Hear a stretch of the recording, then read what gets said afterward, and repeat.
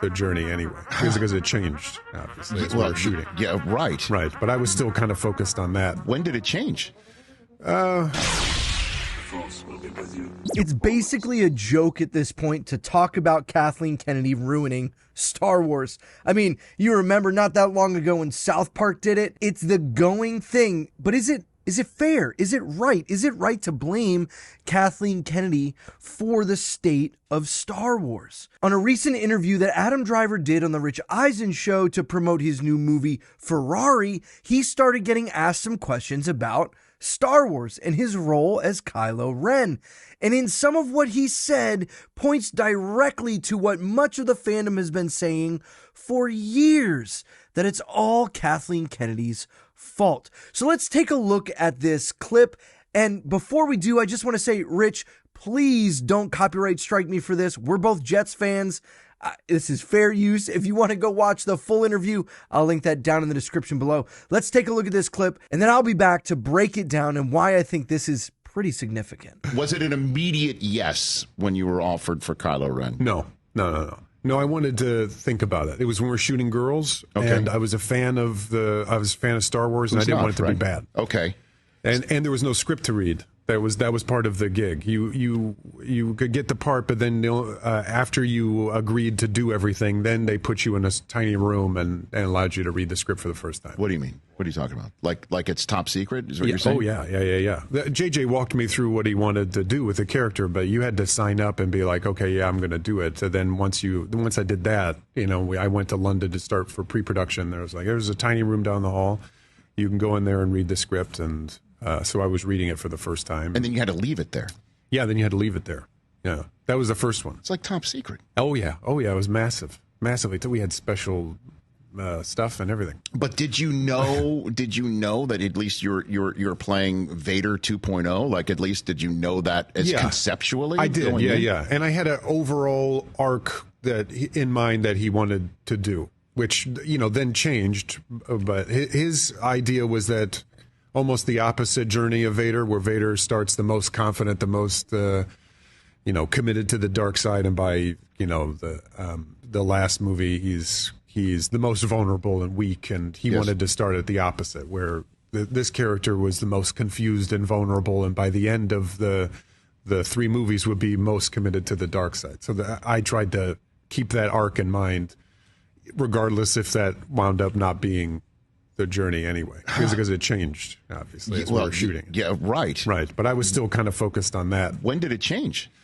Well, with Ryan, he took it into a different direction, but still it kind of still tracked with the character. Then the last one, it changed into being, about them and the dyad and things like that. And then again, so you and kind of evolving into Ben Solo. That was never part of it. That wasn't either. No.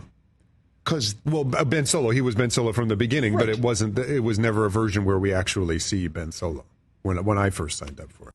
We know they didn't have a plan. We know that bringing Rian Johnson in to do the 8th movie was not the original plan. And how do we know that it wasn't the original plan? Take a look at this clip from Star Wars Theory. Kathleen decided to put Rian Johnson in there. The reason she decided to put Rian Johnson in there, and this is from an interview that Mark Fernandez, that I did Rule of Two with, one of my best buddies, had with Rian Johnson himself for hours. The way Rian got the job, listen to this. You haven't heard me talk about it before. Rian went into Lucasfilm to pitch an idea for an original Star Wars project. And Kathleen said, "Oh, why don't you just do the next film?" He's like, "What, episode 8, the sequel trilogy?" She's like, "Yeah, that'd be a fantastic idea. Why don't you just go handle that?" She gave him full creative control. He just did the whole thing just like that. He didn't even want the job. He was just like, "Oh, sure, yeah, that'd be great." The guy wanted to do his own Star Wars thing, which is what he's been trying to do, which I don't think will ever happen anymore. And this is what gets so frustrating. To see and hear this after the fact, we've heard people since the movies come out. We knew about the interior problems. We knew about the directors changing for the last movie. We've known about so many of these things. But to see and hear it again, afresh, it's like ripping off the Band-Aid, exposing those wounds again, and it just brings back that frustration to the Star Wars fan base. Because Kathleen Kennedy could not lead this project well. There was no overall idea of where it went truly. because they brought Ryan in and switched everything up. And it was an absolute disaster. The level of ineptitude, the level of inability to manage this trilogy is astounding. How can this be? How is it that an organization, a company as huge as Disney, that has as much money invested in trying to create good content, trying to create amazing movies, fumbled it like this? How? I didn't want to just sit here and make another, oh, it's all Kathleen Kennedy's fault video.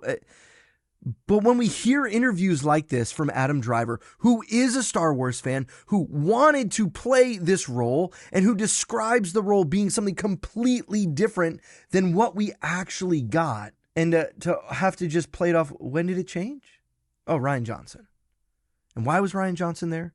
Kathleen Kennedy. It's crazy. It's absolutely crazy. Now, who knows what would have happened if J.J. Abrams had directed all 3 movies and done exactly his vision, his plan. We don't know. We don't know. But it wouldn't have been the garbage we got. I believe, and maybe I'm wrong, or you can let me know in the comments below, I even think what we got in episode 7 wasn't all that great. So it might still have been a disaster, but it wouldn't have been what we had. And for people like Adam Driver, who I think is a fantastic actor, who I think did a good job with what he was given, to hear this again and again and again, now that the actors are speaking again and after the strikes and all of this, it's just frustrating. And this is why I was hopeful when we started to hear news about Mando season 4 being scratched and it maybe being a movie, but now we're hearing the reports going back on that. Can we just get an idea of where this is going? And I guarantee you, if the next movie that comes out is not good, it's just going to further cement that this is all lost. When are we going to get good news? When are we going to get news that we can celebrate, something that can be enjoyed by the fan base? Maybe it'll start with Kathleen Kennedy stepping down. Didn't intend for this to be a rant. I want to be positive, but when we see interviews like this that just remind us of the ridiculousness of what has been, it's hard not to get a little frustrated. I'll catch you on the next one.